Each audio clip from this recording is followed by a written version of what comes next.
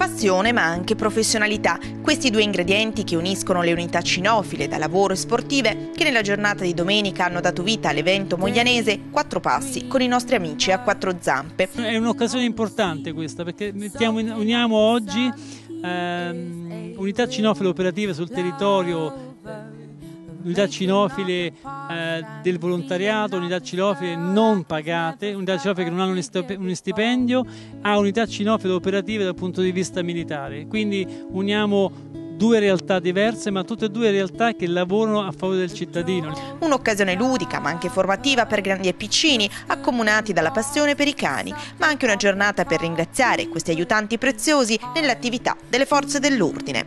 Ricerca in superficie, ricerca dei macelli, ricerca all'interno dei boschi, ricerca del disperso.